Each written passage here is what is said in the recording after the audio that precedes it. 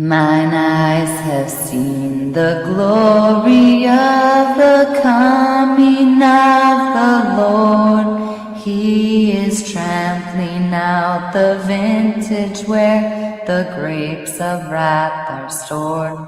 He hath loosed the fateful lightning of his terrible swift sword. His truth is marching on. My name is Amanda Joan Quimper. I've had prophetic dreams, angelic encounters, revelations, and a vision from God to bring awareness to modern moral issues. I want to share my creative arts, poetry, experiences, and stories with you. God is abundantly above and beyond what we could have asked or even imagined. And the most important truth that exists is love.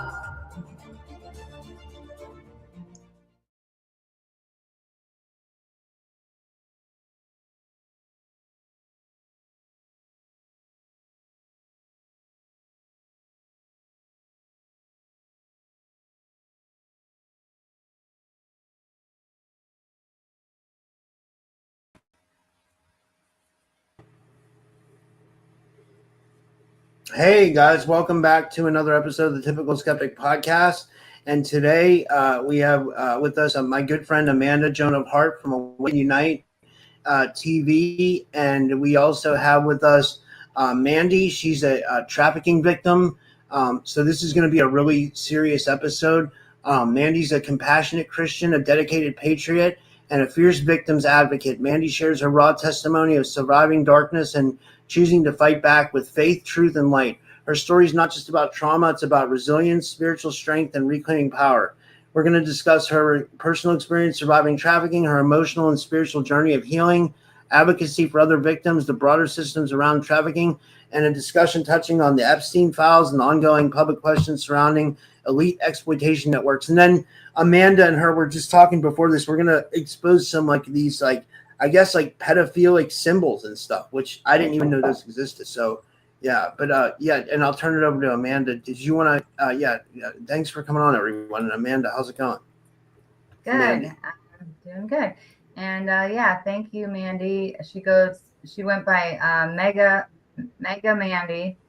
And I met her through Trauma Triage Group on Awake Nation on Rumble.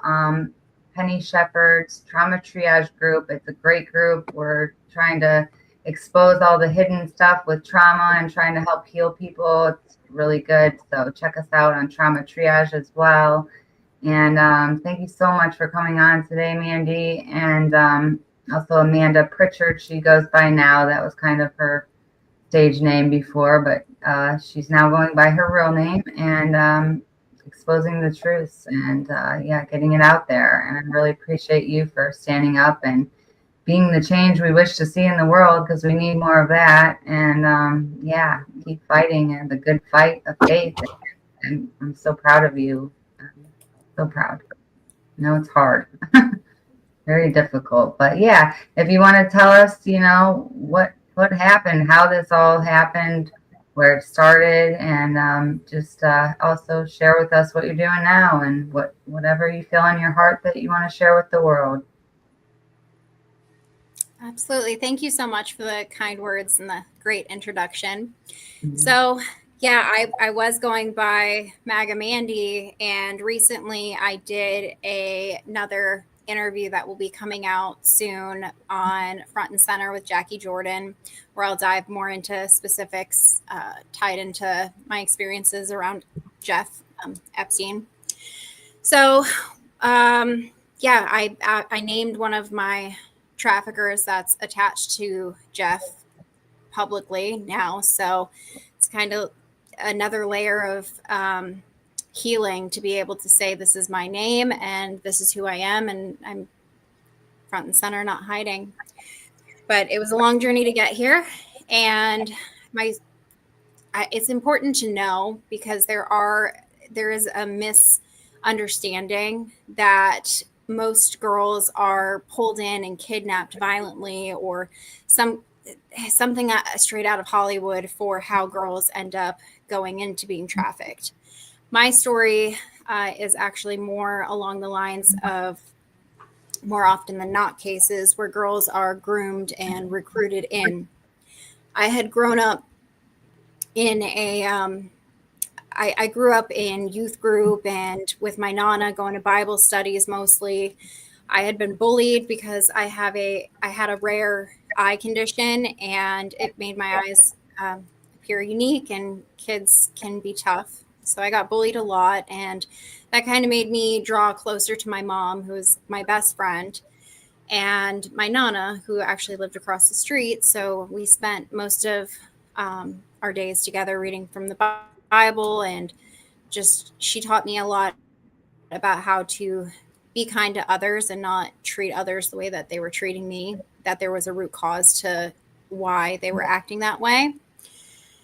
So when I was 15, I had gotten invited by a girl who I thought was one of my first friends, and we went to a party. It was really supposed to just be me, her boyfriend, and somebody else who had a house, and it turned out to end up being a party, and there was a handful of other people there, and I ended up getting raped, and I felt like I did something wrong, that I was impure, so I stopped going to church and kind of isolated, and it created trauma bonds with me and this girl.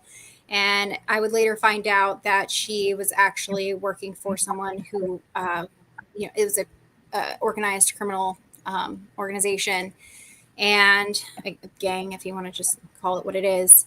And I ended up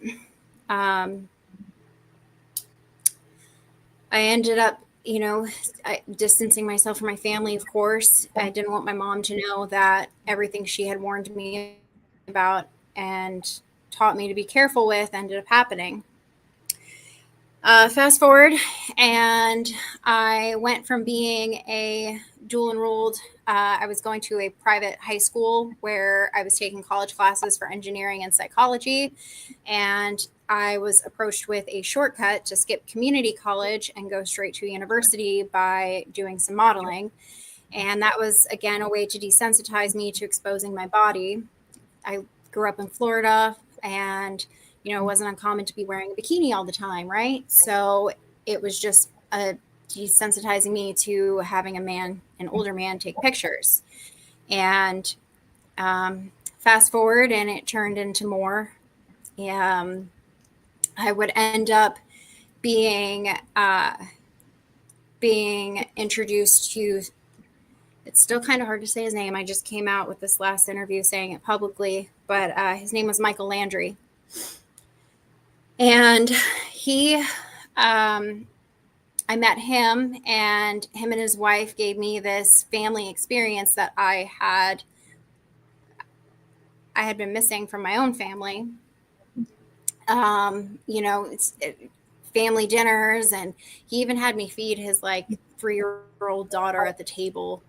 And, that was, again, creating a bond. But I didn't see then what I can see now, the ritual in it of gaining my trust and painting this picture for me to, be trafficked by him. And eventually I would end up going across the country with him, and various rotation of other girls. And we would go to all the major cities. He would paint it to be a different picture, more palatable, that we were going on a tour and we should be proud of what we were doing, that it was the oldest trade in the book. And he tried to glorify what was happening. And initially it was, we started in Miami to get used to that kind of high-paced environment. And he would also do fear tactics to make sure he harnessed all control. One of them was stopping by Alligator Alley and showing me, or whoever the new girl was, he would pull over and say, do you want to meet the girl that you're replacing? And, kind of pull over at Alligator Alley. So, the fear tactics were strong. That's just one example. And I can't even pinpoint exactly how many times we drove across the country and stopped at all the cities, but the end goal was always either, was most of the time, Atlantic City or Vegas. We had a timeshare in Atlantic City, and Ocean City near Atlantic City. And we also stayed in Vegas at all of the casinos, and met some pretty high profile people that were clients, but there's not so much illegal about that. Meeting them there, there's not too much crazy stuff that happened at the casinos, just typical. This is hard to talk about just because it's like, okay, this is his name and this is what he did. Like, I've kept this secret for so long, and I really haven't dug into the files because it's like what I know and then what's out there. And I'm still in disbelief that I actually looked up his name, and it's just CC'd in a couple of the emails, but he's been doing this since the 80s. So the fact that he used his real name on an online profile, especially to have any sort of communication with someone tied to anything, it still blows my mind.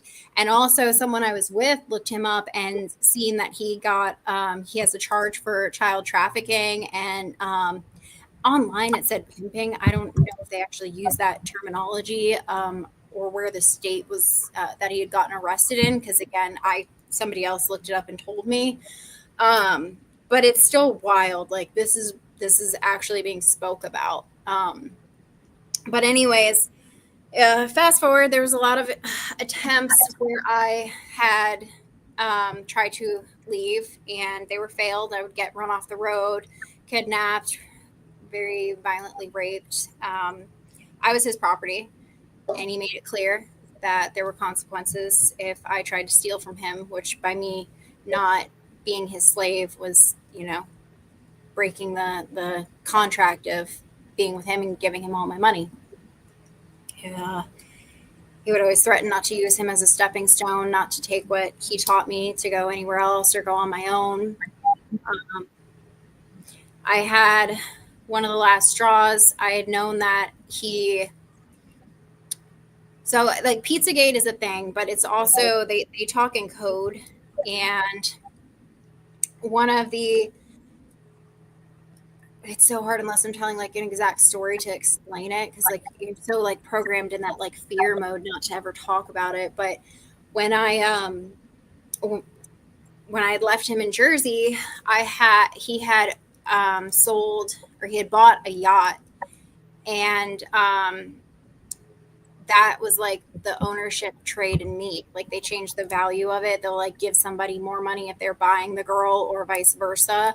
And like, I was being traded off. And throughout the 15 years roughly that I was trafficked, I can't tell you how many times I was passed around and rebought by the same person and just traded off. So but I knew how bad it was with him, and I didn't want to know what a worse situation could possibly look like. So I played it as usual, and I was praying for any way out. And I wasn't really supposed to hold on to my ID or my like anything that I could use to get away. Like, if I had money, I could rent a car. If I had my ID, so it was a way for him to hold on to control. And I was on Facebook, which again was like, I wasn't really supposed to post pictures or keep in contact with anybody. But I was on there, and by God, it's the only thing I can explain is God, but somebody who I used to really be close with and trust. He had dated my best friend in high school. He happened to be in New Jersey, and he helped me. We came up with a quick plan for him to help me get on a plane and get out of there. So business as usual. Michael had dropped me off at a casino, and I was so nervous. I kept playing it off like I didn't have any money, and we would go to the next spot after I'd been there too long. And the exact order of how the events happened are not something I've really put a lot of thought into. But basically that night I casino hopped as usual, but I held on to the money. And when it came time to meet up with him, I made sure he was somewhere else other than where I was. And I left. I just snuck out and got away. There was some more attempts for him to get me back that I'm not really ready to, or not able to talk about right in this moment. But sorry, they are very, very hard memories. But I ended up making it back to Florida, where I got kidnapped and violently raped, and it was him that had set the whole thing up. Not that long after that, COVID happened, and I just kind of stayed in hiding, couch hopping, and just trying to stay low key and out of his sight. And again, it still wasn't the end. There was still more that happened, but in 2022, I ended up getting rescued by a nonprofit when I was just about to give up hope that I would ever actually get out. And that around New Year's that year, I wrote this really heartfelt, and I posted it on TikTok, and it's on my TikTok right now. It's like the first 3 videos that are there. You can see me. I'm wearing, like, I have dark hair, and just I heard that poem for the first time in a long time yesterday, like really listened to it. And I really feel like it was a prophecy from God to hold on, because I wrote that poem hoping and praying that I would achieve those things. And I'm literally living that poem right now, between having my independence and my freedom and my car and my business. Like, I was really about to give up. They had found people who had recruited me in when I was a teenager. I thought that everybody would be gone, right?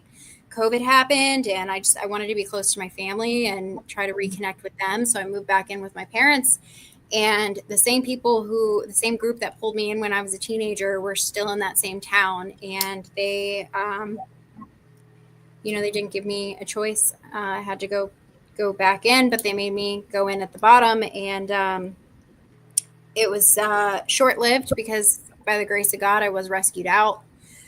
And today, after being in a safe house and completing their trauma resolute treatment, I was in there for about 1.5 years, roughly 2 years.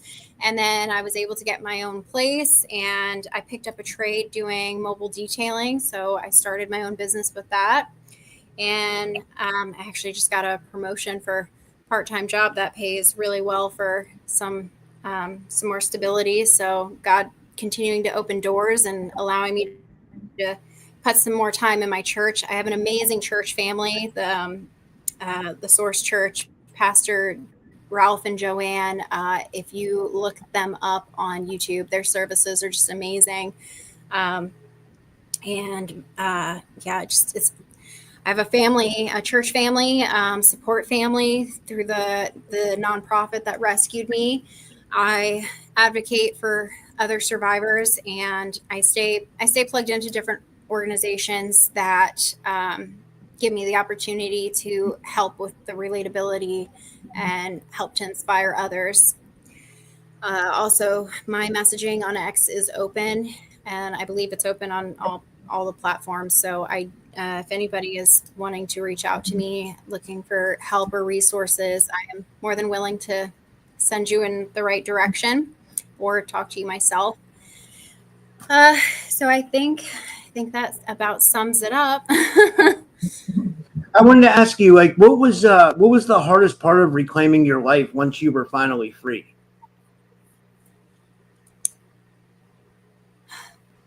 I had a very hard time transitioning into my own place, because at the safe house, it was this bubble. And even when I started working, I was still around all of my support. And I mean, security and all of that. So it was very frightening to be in my own place and have flashbacks of when I thought everything was okay at my parents' house. And then, I got a job and all of a sudden, they started showing up.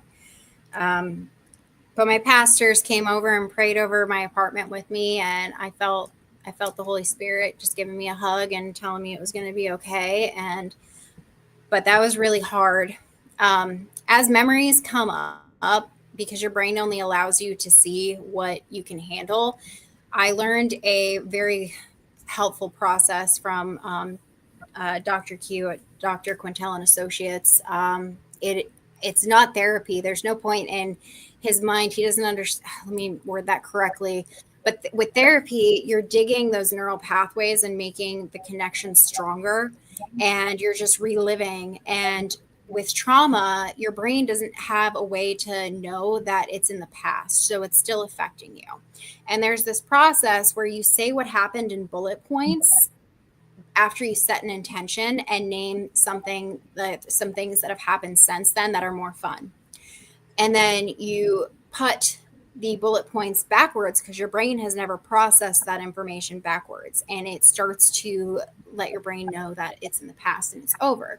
And then you recall the things that have happened more fun since then, and it's creating it like that timeline in your brain to understand that that's over.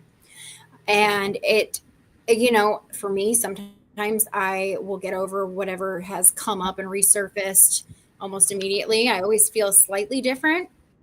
But sometimes it takes a little while. And I know that last year I was really pushing myself hard to share my story, and I was doing it very discreetly. Like I said, I didn't have my actual name on there, and I was being very censored, by choice, because it's heavy, scary stuff. I literally am risking my life talking about these things. And then there were also some spaces that I was doing, and I started, I met with somebody who is pretty well known, high profile person, who I kind of guided me around these scary people. And, he was like, if you're going to be in this, let me show you how to survive. Right. And have a chance to make it out. I actually got invited to go to Jeff's Island, and this person put his foot down and didn't let it happen. So things like that. He definitely saved my life more times than I can count. But I met with him around the time that I was doing an interview with Ryan Matta. And he told me, nobody's going to tell me what to say, but if I get warned not to say things, I'm not going to do that. Right. Can't tell me what to say, but I understand if there's a reason for not to say things. Right. And he was just trying to protect me. We were being followed. We had to go to 3 different dive bars to for him to convey these things to me. And I talked about that more in my previous videos about that situation, because it was Hulk Hogan. And after he died, I felt like that was the green light, because I know he did want to expose these kinds of things that were going on. But anyway, sorry, my brain starts going. But you said you met Hulk Hogan? Yeah. Wow, that's amazing. Oh, He was trafficking victims. What was that?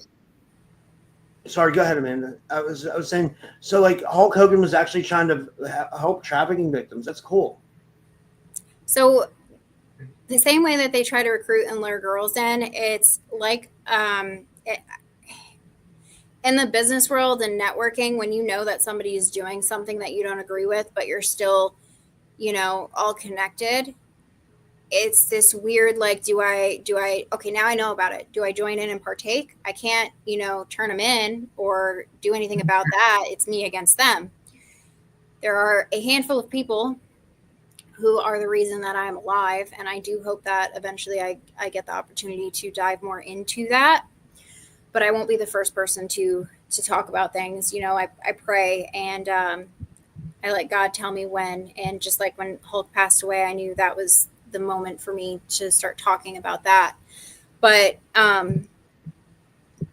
there's that option. So, okay, I know about I don't want to be a part of it, but I have to like show face, right? And some of them decide to help when they can, and Hulk Hogan was one of them. Wow. That's amazing. Wow. But I met with him shortly before he died, and he reminded me that there's no such thing as coincidence.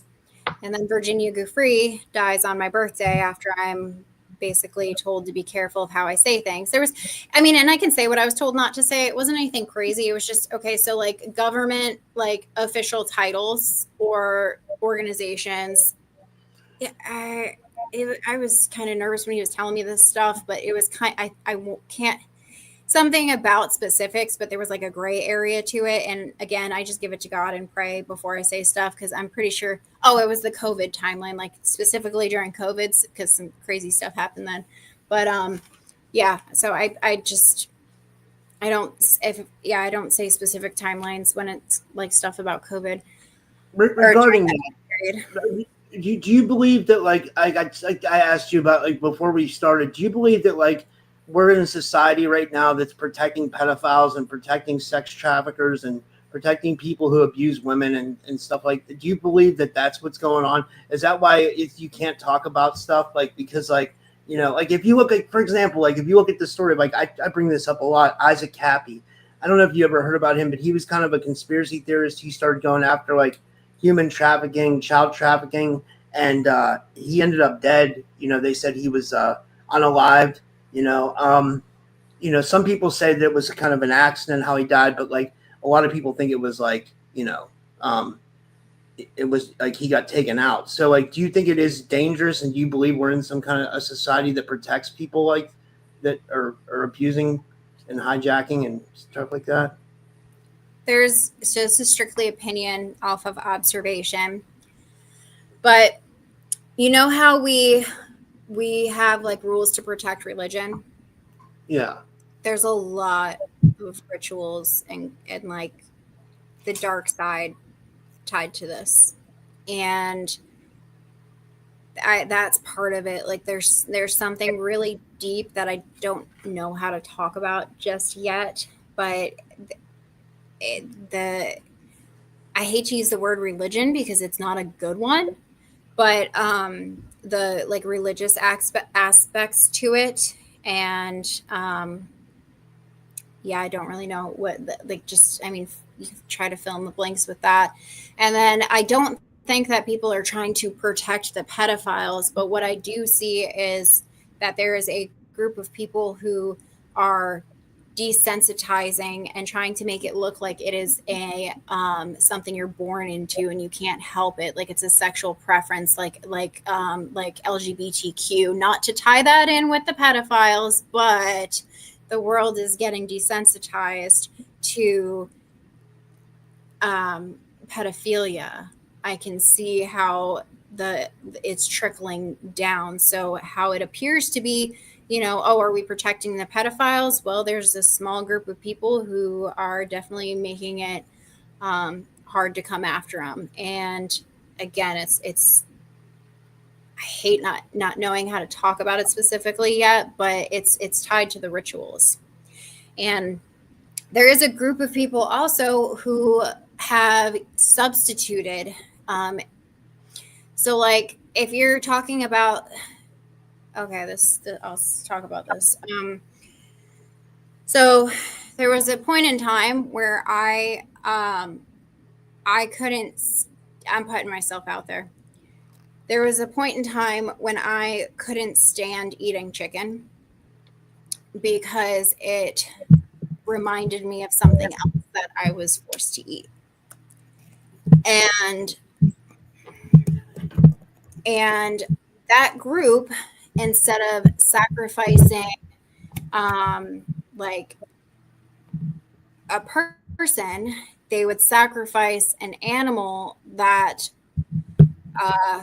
this wasn't it, but for example, and I hate using this terminology, Lord forgive me, but if it's like someone that they would call a whore, they would be like, okay, so they would use like a horse to replace that. If they needed a baby, they would use a lamb because lambs are innocent. Those are the two examples that come to mind. I forgot where I was going with this because, again, this is very hard to say this kind of stuff. So excuse me, my brain just went in a loop trying to find the words for that. This is processing trauma in real time. Yeah. And your brain compartmentalizes from these experiences, and you literally, it makes you not be able to think. You blank out and stuff like that. Like you were saying. So this is real, guys. Like this, I mean, Kathy O'Brien speaks about the compartmentalizing the brain and these things when you have trauma, and stuff like that.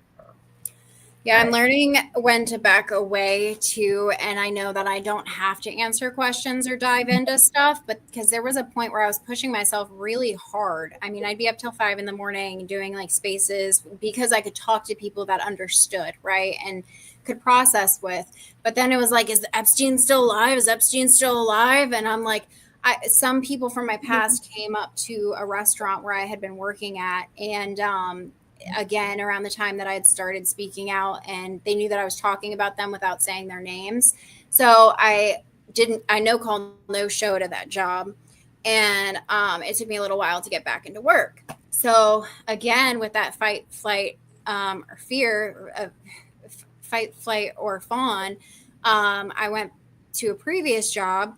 And I'm like, oh my gosh, I think I just saw Epstein. Like, I mean, like I took a picture of him too, because I was like, I talked to him, it's his voice, and everybody's like, he's probably got plastic surgery. Like, and I'm like, oh my gosh, I think Epstein just showed up to like intimidate me or something. But it's the fear, because then your brain starts looking for those patterns. And it's like, okay, so when I get freaked out and scared, like I need to step back from everything, because your brain's going to go into like that mode. And, you know, it's super heavy and scary because not healthy. It is real. Yeah. Like a narcissist, and you're like, you literally feel the pain going over your brain, and it's like, my brain isn't even working anymore. I can't even think of what I'm saying. Yeah. Time to step back, do some meditation, pray with God. Yeah. Speaking of that, like how was your relationship with God changed through all this? Like, did you always have a strong connection with God, or like, and do you feel like it was your connection with God that kind of got you through all of it and is guiding you now? I know that I would not be I don't call myself a victim. I say survivor, and I would not be able to use that terminology confidently without God. God saved me. And I know that less than 2% of victims make it out and get to have any sense of normalcy, if that's what you can call this. But less than 2%. And I know that I am fortunate and I am lucky. And I it's like an empowerment to know that I have a second chance on life. And I am I'm not perfect. I still curse, and I have things that I need to improve on, but God is my role model. How can I be more in God's image? And I know that when I got rebaptized, and anytime I go through a hard moment or something, or remember something else from my past, I'll go and sign up for the next baptism, because I know that water is symbolic for washing me clean. And I know that I always go back and hug my younger self and let her know that God still loves you. Like, you didn't choose to get raped. You didn't choose to get manipulated and pulled out of college. You didn't choose to have these trauma bonds and these older men, these grown adults manipulate you while you were a high school student. So I know that God loved me all along. And I mean, I accepted him as my Lord and Savior when I still have my original Bible from my Nana on my 13th birthday that she gave me. And I know he never left me. You know, he'll never leave, he'll never forsake, and he's got plans to prosper me, not to harm me. And he loves you. He loves everyone who's watching, and he saved me. There was a moment in time where it was a brief moment when I had no phone, nowhere to go. And there was a hotel that I knew I would know somebody at. And then across the street, there was like an abandoned Kmart looking place. And I was like, I don't want to do this. I was hiding from my trafficker. I had no phone, nothing. And I prayed to God for a sign. And anybody who knows US 19 in Pinellas County, it is a very like road. Like the lights don't stop. But I prayed for a sign and the street lights stopped for me to go across the street. And it took a couple times because I'm like, abandoned building, motel, abandoned dark building. I'm like, it's probably equal chance of danger, but okay, God, I hear you. So I walk across the street and hesitantly, and behind the Kmart is, and I have to go back and tell them this sometime, but there's this beautiful church, cathedral style called Calvary. And it was around Christmas, and the kids were putting on a play for the story of Mary. And I bawled like a baby because all of the memories came flooding back that my Nana and me had of reading and all the stories. And I felt love, like genuine love for the first time. And I don't know how long, probably when I was living at my parents' house, honestly. I felt God. And, yeah, that was a huge turning point. And from that moment on, it still took about, I don't know, between a year, 2 year. I hate time frames, but it still took a little while for me to get into the nonprofit. But I knew that whole time through that I was going to see the other side. That's why I wrote that poem. And I love that I heard it 2 days ago and like really a couple days ago and like really listened to it because I know where I was when I wrote it. But I was so hopeful, and I literally have everything in that poem right now. So I know that God was always with me and keeping that hope alive in me, even in the darkest of times. Wow. And yeah, you got to shatter that shame right off of you because God loves you right where you're at. Whoever you are, He loves you right where you're at. And just, you need to love and embrace that beautiful self you are, shadow self and all, because we all came here with different walks in life, and we got to walk these walks, and God led us through these walks and protected us through these walks and helped us grow through these walks and helped us get on our missions through these walks. So don't judge anybody else's walk in life because you're not in their shoes. I'd like to see you try to put yourself in their shoes. I heard one of your videos on TikTok and you were talking about how they would make you wear shoes that were like a size or too small. And the other traffic survivor that I have on my website, she didn't have a pair of regular tennis shoes till she was 30 some years old when she got out of it. She was wearing stilettos her entire life. So, I'd like to see other people try to walk in those shoes. I mean, it's not an easy walk. I couldn't imagine yeah. And you talked about the different, ways that you can be trafficked. There's so many different ways. Like, my friend she's more like the streetwalker or waiting at the premiere parties after people got out of the premieres type of, she was waiting at the hotel rooms with her fourth generational pimp. And then there's others who, got yoked up after school. I mean, yoked up, like she's saying,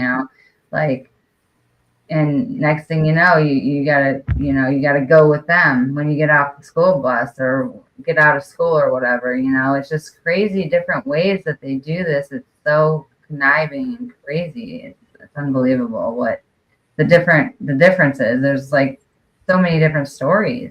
It's unbelievable.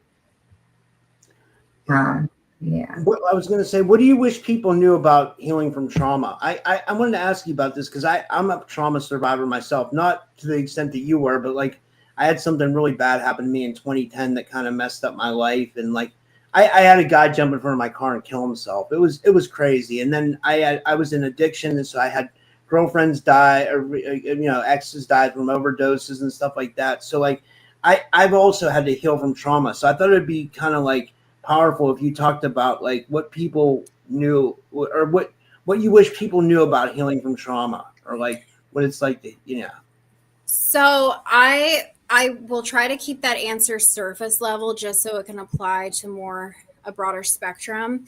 But something that I love to share is that with trauma, the negative thinking is such a knife. It doesn't matter if the negative thinking has nothing to do with the trauma directly, but it still it still tends to put people in that like belittled mindset. And again, with the neural pathways, it's like if you have a thought, think of it as a tire going over a muddy road. The more times that tire goes over that path, the harder it is to steer off. And that's how you end up in the cycle of, deep thinking about all the negatives and, get into like a suicidal state. So it's really key to start this practice where when you have a negative thought, or if you just have racing negative thoughts, to write them all down. And then on a separate sheet of paper, even if it's not something that you believe yet, write the opposite. I am grateful for. And something positive about the situation. I mean, just a very like superficial thing, like when my teeth I needed some dental work done. And, something about that I hated the way that I looked, I would write, I'm grateful that I don't have any pain in my teeth, right? It was very self-conscious and all of that, but at least I could be grateful that I wasn't in pain from my teeth. And then after you write the opposites down, you keep that list. And when you have a negative thought, you read over that, all of the things that you're grateful for. And it manifests into different topics too, which I love to talk about the trauma resolution, but the page with all the bad things, you write a big X on that and rip it up and throw it away. That act of doing that and that pen to paper, not typing it, but the pen to paper, it's an energy transfer that helps with the healing in your brain. Because you're taking those thoughts out and you're giving it to God, whether you're intending to do that or not. You're taking the weight off of your shoulders, and now you've created a positive out of the negative.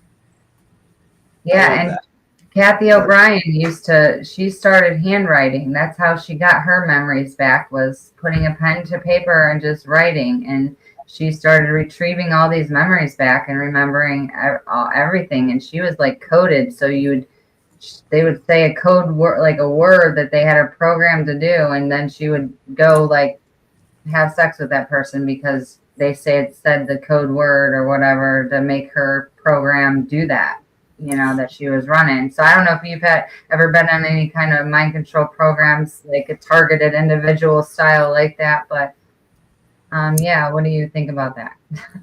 So I have this long coffee table that my laptop's on right now. Make sure there's not writing here, but literally like 3 notebooks just like right here because I have a notebook for everything. These are just the ones in arm reach. And then of course my Bible, but so up until, and I'm still fighting it, I still have to pray for those chains to break. And saying Michael Landry's name is definitely helping this week by doing that. But going back, I had to write everything in a poem. That's where that first poem came from. Or on Grok. This is an amazing tool too, because it takes the ugliness and turns it into beauty.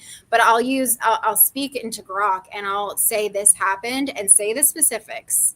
And then at the end, I'll tell it to write a couplet style poem and write it discreetly and change the names. And then I used to like make pictures too, which the pictures have nothing to do with the people that it's about, but it's something that, I know what it is. And now I'm posting it and it's completely coded, but I would pray that like it would take the silence away. Cause even in my own journals, it's so hard. I'm still working on it to be able to write the specifics down. But that's what we were taught. I mean, I can sit in a room. I was passed around, like traded off so many times that I can sit in a room in any business meeting and translate what's going on. Ryan Matta had asked me specifically, like, what codes did people use? And I like froze up. I'm like, oh my gosh, I can't think of a single one. And like yesterday I was journaling and I remembered And like one that came up that I wished I would have talked about then was the cloning.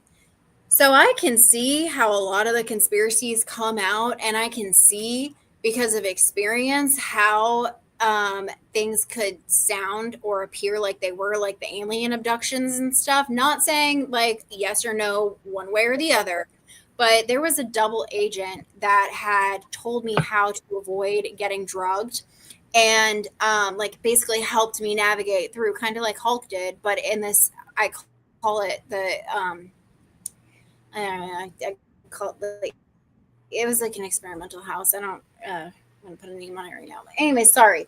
Hard to speak about trauma, real time. But they, that double agent told me how to like not get drugged. Now, had I been drugged, there was some weird stuff going on, and I'm sure it was just to like make me go crazy, or discredit my story. They had pictures of my family going back, like we had been surveillanced for my whole life, even before I was born. They tried convincing me that I was adopted, like crazy stuff. And they had actual crime scene evidence to try to like test my psychic abilities. And like, it was crazy. But there was weird electronic wires, and had I not done what the double agent told me to do, and had I eaten the uncovered food or whatever, had I been drugged, I would be sitting here telling you that like they probed me and like I got abducted in a 3D printer. Like I'd be telling you some crazy stuff. But I was sober and I was lucid, so like I could see how it could look one way. But one of the coding stuff, so they like the cloning. You hear a lot about the cloning, Zorro Ranch, not saying yes or no either way, but I do know like how they get away with their crimes. I'm going to speak slowly on this because I have to like be careful. But so they'll be somebody, usually family, but like people who look similar, right? And somebody will be being investigated, and they know that they're getting investigated. And it's not what you know, it's what you can prove. So they'll switch the people who look similar. And now it's different DNA, it's a different person, and it messes up the timeline. So anybody that's under investigation, it's a simple, like, it's a clone, it's a body double, it's a swap. I don't really listen to rap music, but there's a Kevin Gates song that actually talks about like he paid off a body double so he could get out of prison or something. And I'm like, I wish I could do that. I wish not get out of prison like that, but I wish I could speak openly like that. Like, what do you have to do to get to that point where you're like, so that, but it's art, it's a rap, it's, it's not serious. Laughter is healing, right? I actually went to Joe Rogan's mothership to do open mic night because Pam Bondi was asking for survivors to come up, and I could not get a hold of anybody. Like I reached out to Congress. I mean, and I understand court is a pain in the ass. Sorry, Lord. Court is a pain in the butt to like get anything done in a convenient time frame. But I'm like, I thought this was a little like more important, So I got frustrated. So I decided instead that it would be easier to drive across the country and like make a comedy skit. So like overnight, I wrote up like a bunch of jokes, and I was like, yeah, Survivor on comedy mode is like Grok in conspiracy mode. Like I'm gonna slip the truth in here. So I went up there and I tried that approach. I got the idea from the people who turn their stuff into art. Like, I mean, I don't know. I tried a bunch of different approaches, but I decided on New Year's not to keep digging through with the like video shorts and the trauma stuff. But then God opened the door for the front and center Jackie Jordan interview, and I felt the nudge to mention Michael Landry's name. And I still feel like every time I say it, it's like I'm getting a little bit back of, another piece of my healing and control back over my life. So that's just where I'm at today. How do you think Landry was connected to Epstein? Do you think, I'll just throw this out there, do you think he was like responsible for like getting girls to try to go to the island, and like, or is that like, or do you think in that case, do you think there was many people like him that like Epstein had,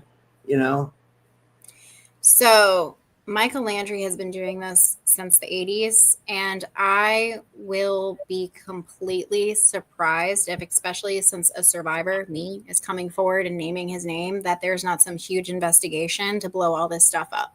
I will lose all hope in the system, and I just got it back, right?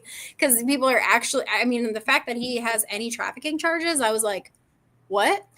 Because they're just invincible. Like I said, it's not about what you know, it's what you can prove. So the fact that they will dig and find the breadcrumb trails and put it together, and I mean, I'll testify against it all day. It's not like I don't have evidence on everything, but I would be completely surprised if this stuff doesn't blow up and unfold. And I mean, it'll be another Epstein swamp for sure. Wow. And the survivors that are speaking out and supposedly fighting this, and a lot of people are saying that that they were bought and paid for by like Soros and stuff. So what's that about? So we gotta, So I'm very clear because I don't want to be put in a situation. I don't want any money from any of this. You're not going to pay me for an interview. You're not going to pay me for, like, even the Backpage lawsuit. One of my lawyers sent me something about that, and I was like, it's dirty money. I don't want it. So like, I have a business. I have my own money. I'm finally independent, not relying on anybody else, right? I can look at myself in the mirror and be like, yes, you said it. Like, I'm doing this for my younger self, right? So I don't leave that door open to get offered, to get bought or paid off. And it's not going to be a door that'll open. I did get some,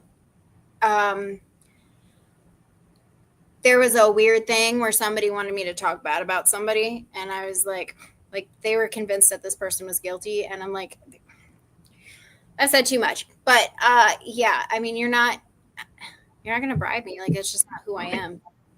All right. Yeah. Good for you. All right. Keep your karma clear. So God will protect you, get that executive function where, Can I ask you this question? Did you feel like it was like, did you want it to become your duty to like, and I'm not saying like, I guess what I'm saying is like, what pushed you from becoming a survivor to becoming an advocate to kind of help others? I think that's great that you do that. This is where I get so much grief because I'm Maga Mandy. So I will keep politics out of everything, but I will tell you why I jumped into the advocacy mode. There was a whole bunch of stuff being posted on X. I made an X account just because I wanted to follow the elections. And because I had no social media, I was in they call it the blackout phase. And I just kind of let it roll over because I didn't want to be like, I had nobody that I needed to talk to that I didn't see in person. But I had an X account to follow the elections. And then when they were posting about stuff that was going on in Britain and the corruption and this and that, I was like, this is so annoying. Like, this is going on here and nobody's talking about it. And I could not sleep. So I tried to sleep in my living room. And then God like nudged me and pointed out, I can do something. I can be the one that speaks up about it. And I was like, yeah, that's a random thought. I'm going to go try to go to sleep. And then I had a flash of President Trump and how he got shot and went back to Butler and went back on stage. And I was like, that's how God speaks to me. Like, I'll see flashes of memories or images that apply to a situation that I'm praying about. So my very first video announcing that I was a survivor, I literally got off my couch, sat on the floor. It's like 2 a.m. And I put the phone up and I was like, I'm Mandy Marie and I'm a survivor of human trafficking and I will be telling my story. And I fell asleep like a baby.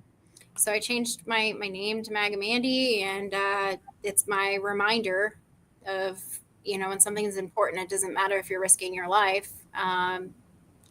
God gives you a path to follow. And that's actually what my pastors are on right now is your identity in Christ being first and having everything else follow. And I'm doing a small group about leadership And what I'm learning right now is that God doesn't give the roles to the people who are ready for it. It's about taking that leap of faith and knowing that God will give you the tools to get through it and be ready for it when you need them. So I'm literally living that in real time right now. Wow. Yeah. The other survivor was an adamant Trump fan and into the 17th letter in the alphabet, we'll call it, if I can't say it on here probably, movement, that whole movement, you know what I'm talking about? Mm-hmm. So she said that saved her life, just gave her hope to fight and get out of it because she thought there was a plan, believed there was a plan, and there's people here to change this. So, yeah. It's good.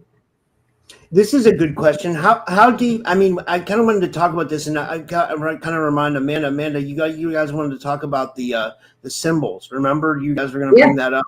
Yeah. But like, how deep do you guys think the trafficking infrastructure goes? Like, do you think it goes from local police to judges to city officials, the lawmakers, to, you know what I mean, the whole kit and caboodle?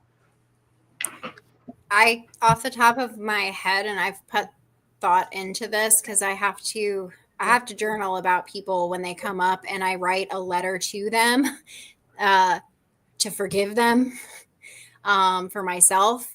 So I've definitely done a deep inventory, and I don't think there's anyone there's not like one group that's completely innocent, whether it be mayors, politicians, The cops, all the way up. leaders, all the way up and all the way down. Yeah, it's a huge web and it's global and it's really sad, man. It's infiltrated throughout our government all over the world. And I've seen the map of that, unfortunately. And the person who had that map is no longer with us. His name was David Strait. He wouldn't let me film the map, but it's real. It's real scary, man. Bad. But the bridges are crashing. The bridges are crashing. The bridge is out. We pray. Literally, London Bridge is falling down. Yeah. Oh. So we just got to keep praying for these bridges to crash and praying for protection and imagining a white light or a golden light around us to ask for protection in our fights and walks in life, and that we be guarded and guided and protected each and every day in each and every way, every second, minute, and hour of the day. We pray, we pray, we pray. Holy Spirit, come. Yes. Yeah. So I just went to the mall in a town in my state, and found pedo symbols that I watched Jake Angeli expose on a video that I filmed of him. He was the guy at the Capitol on January 6th with the bullhorns. And so I'm going to play half of his video because I don't want to get this stream taken down with the whole 17 stuff movement. I'm going to just play what he had to say about this mall and share the symbols that I just found on my mall walls. So, yeah. And Amanda here also just was at Starbucks and saw a flag. What a lot of people call it the pedo flag, I guess. I don't know what else you would call that flag. Does anybody else in the chat know? But there's a flag. It looks like a rainbow, but it's got like different colors and pastel colors, and supposedly it's like to more normalize the pedophilia stuff. There is a term for it, but it's slipping my mind right now. You can show the picture of it that I sent you. I can't because of my background. Okay. Yeah, okay, we're gonna play this real quick. Let me let's see, add to the stage. So this is on my Truther content page right here. And you go down, I got that. Stay at the Capitol there. I got that. It's really good. Got some survivors here. And then Jake's video is down at the bottom here. And we'll play that real quick. Day slave trade, because this is actually one of the largest, if not, it's the largest industry in the black market besides drugs, is human trafficking and child trafficking. And that symbol that I saw. Yeah. This symbol right here. That symbol right there is on the way to Arrowhead Mall. This right here is a symbol that is used by Arrowhead Mall, but whether or not people know it, this symbol, according to the FBI, is pedophile code for little boy lover. So why is Arrowhead Mall using a symbol that is pedophile code for little boy lover as their official symbol? And this is in Phoenix, Arizona, ladies and gentlemen. So either watch your kids at Arrowhead Mall or don't go at all. This was irregular warfare at its finest. We have an army of digital soldiers. Okay, so, and then here is the pictures. Can you guys see this?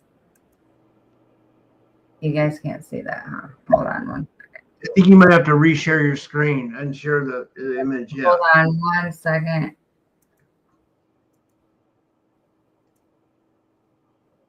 Share screen, window, share. All right. Okay, so see, these were. Uh-oh, it's not showing. Oh, man. Oh, that's weird. Oh, no. Shoot. Yeah.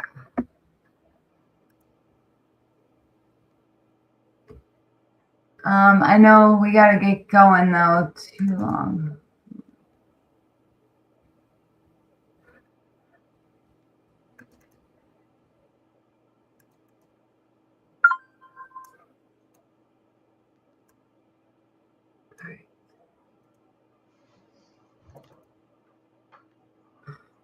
I could ask her another question while you're looking for that. If you Yes, want me to. please.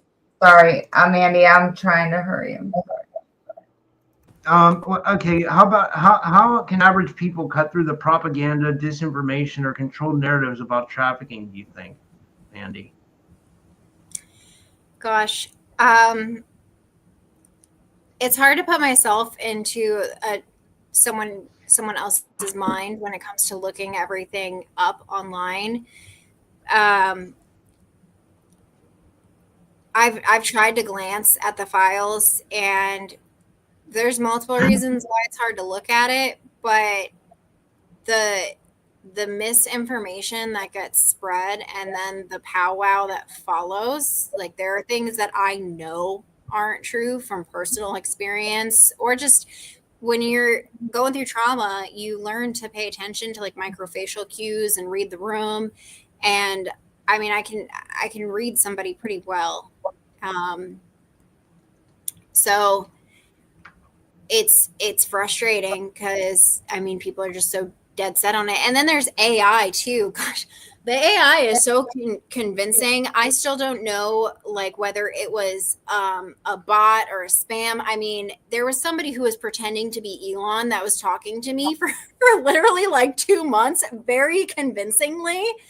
And like, I mean, the extent that people go to spread information and stir up drama. I mean, I really don't have an answer for that because me myself, I have to stay off of the internet because it's like I said, I can't put myself in somebody else's shoes, but as a survivor and seeing the nonsense on there as well as the true stuff that's very upsetting, I don't have a good answer other than when somebody posts something and you're like, oh, it's from the files, do a little bit of research. And if they don't have the exact file location number on there, like, don't believe it until, you know, you actually see it on the DOJ website. Some reliable sources that are digging through, like, I think Ian Carroll is one of them.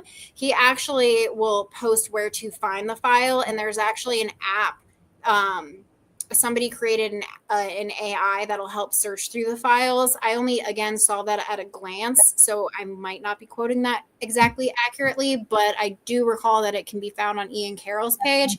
So that's one way to look at it and cut through the propaganda because there's receipts. Always look for receipts. I wanted to point something out. That was amazingly said. But what I wanted to point out is, you know, how you're showing these symbols, Amanda, not Mandy, but Amanda. Like, what I wanted to talk about was my friend Michelle, who comes on my show. She does decodes, right? And she does seal decodes. So what she thinks is going on is she believes that there's a whole Luciferian system. I can't prove a lot of this, but I'm just going to tell you the theory. She said the theory is that there's a whole Luciferian system that controls this thing, this world that we live in, unfortunately, you know. And she said these seals, you can decode a state seal, and the state seal will tell you like access to deep underground military bases, where the satanic rituals are going to be. You can supposedly read all this from looking at the state seal, you know, or city seal. Now, with that said, what you were saying, where you were showing those symbols, that could also be like points for where there's pedophilic activity too. That's probably why those signs are in those spots. That's kind of what I was getting. I am going to try so hard not to sound like a conspiracy theorist or anything or on here, but so local businesses, the names of them, even the numbers for the wealthy people that are passing through towns, for a very surface level example, US 41, no matter where you go on that road in Florida, you're going to find a streetwalker. Like, you go there if you're trying to find a shady motel and find some drugs or whatever, and you'd be amazed at the level of people that are like up there that need something and they'll go down there to get it. As well as like how MLK, I hope this doesn't sound like racist or anything. Like, I'm sorry, this is just an example, but MLK, when you're traveling, it's always told like, don't stop for gas at an MLK, like go to another exit, because those every MLK is typically in a bad area. It's a very surface level example, but I hear your question. My brain trying to give an example that I can articulate in a palatable way is hard. But yes, there's roadmaps to it. The underground societies, if you're part of it, you can see where everything is. The first time I left Florida after being rescued, and I drove out to Texas, not this year, but the year before that, my first trip. Oh my gosh, the memories that came flooding in, and then seeing the names of the streets that were like at events or locations, or people's aliases were named after the hotel that I was at. The signs being all there. It's something that I would need to do a whole podcast segment on to explain and articulate in a way that it didn't sound like a nutcase. But yes. No, you don't sound like a nutcase. You know, I'm sorry if I went a little bit too off the deep end. You know, I think, you know, like I think, you know, I feel like a lot of this stuff exists though. You know, like I feel like a lot of the, it's just that we're so like, they don't tell us about any of it, and like it's hard, it's so hard to believe it, but like think about what's happening with the Epstein files, right? This is just an example. Like everything that conspiracy theorists have been saying is basically coming true in the Epstein files. Unfortunately, you know, we're finding out that these people aren't just like, you know, trafficking women and kids and even men, but they're actually doing like satanic rituals and like, you know, doing some of the most disgusting shit on the planet, you know, like known to man, you know. And it's like really like my friend Derek's in the chat. He said there's a video of Obama at a black mass ritual. You know that he said. Yeah. There's so much stuff coming around, and I'm sure it's hard to differentiate if it's, you know, AI generated or whatnot. These are some of the pedo symbols though that I found at the mall, at this mall right here. And you got this on the change thing. Have you ever seen this stuff at any drop-off locations or anything like that? I would just, before she answers, I'd be willing to bet that underneath that mall there's some kind of something crazy going on. You know, like a then deep underground military.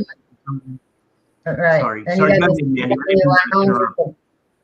With the butterfly symbolism, that's part of Project Monarch, I believe. So butterflies. Yeah, the Monarch butterflies. The butterflies were always a huge thing. And whenever it was like something that was supposed to comfort me, but I was told that I was like a butterfly because you get used to your surroundings. I wouldn't say comfortable, but you'd get used to it. And then I would have to go somewhere else, go on another tour or whatever they wanted to call it. And it was like supposed to comfort me, but they would tell me I was like a butterfly. I was only supposed to grace them with their presence for a little while and then go to the next, adventure. And for whatever reason, it was comforting to me. And that's why I use the butterflies. I know there's other reasonings behind it, but it's one of those reframing and creating a new neural pathway so that I'm not like, I hate the word triggered, but so that I'm not, those bad memories aren't activated every time I see a butterfly. I'm in Florida. Butterflies are everywhere. And right. Well, plus, I was going to say, you could think about it this way. You could think about it as yourself transforming, like how a caterpillar transforms into a butterfly. You could be the caterpillar from sex trafficking transforming into the butterfly, the newly awakened God-centered, example of someone who survived and made, something amazing out of their life, So it's like symbol for transformation, right? Yeah, I like that. Thank you. Oh, man, it didn't play. Okay, hold on. This was the other one I saw. Oh, man. I'm doing that. What the?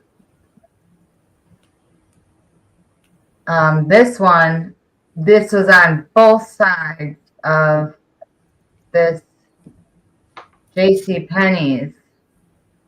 So they had it on both sides, over here and over here. It was on the other side of this one. But see, it's always by a restroom too.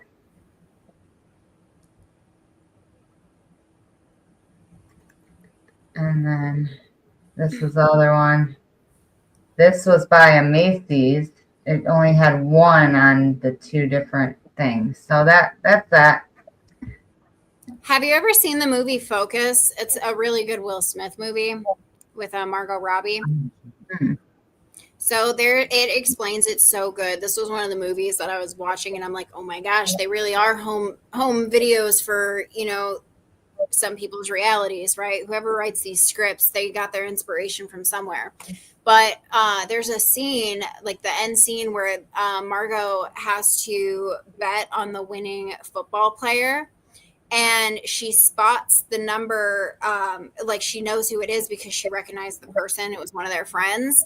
But somebody else made a blind bet and picked a random number, which her friend happened to be wearing that jersey. The reason they were able to coordinate him wearing that number and that number being picked was because throughout the previous 2 days of the person who was making the pick on the random number, he had been pre-programmed to pick the number 55. The number 55 was showing up in symbols that didn't necessarily look like fives unless you like squinted your eyes, but it was like in the chandelier and on somebody's tattoo that he was with. And so he was constantly being programmed to pick out that's the 55.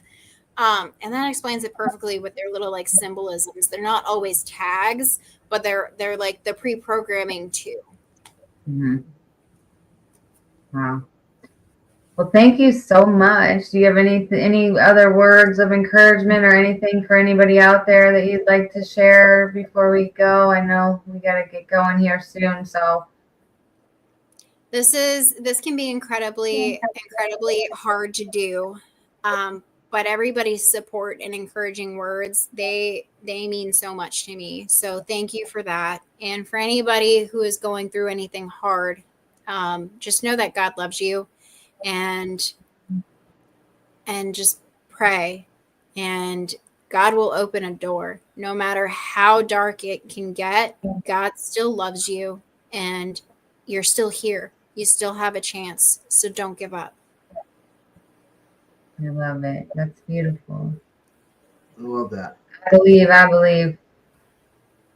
wouldn't be here. I know that if I didn't have that guide.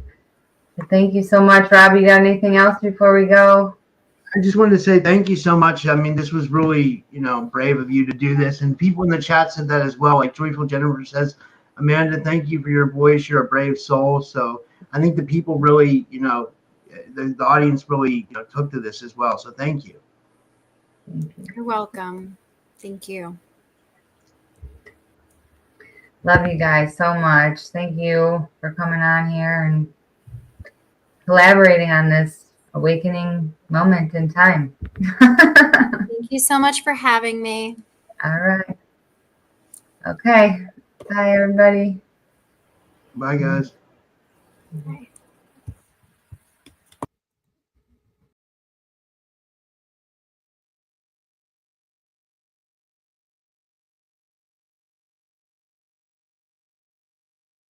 Mine eyes have seen the glory of the coming of the Lord. He is trampling out the vintage where the grapes of wrath are stored.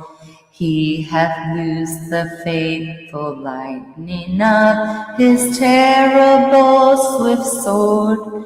His truth is marching on. My name is Amanda Joan Quimper. I've had prophetic dreams, angelic encounters, revelations, and a vision from God to bring awareness to modern moral issues. I want to share my creative arts, poetry, experiences, and stories with you. God is abundantly above and beyond what we could have asked or even imagined. And the most important truth that exists is love.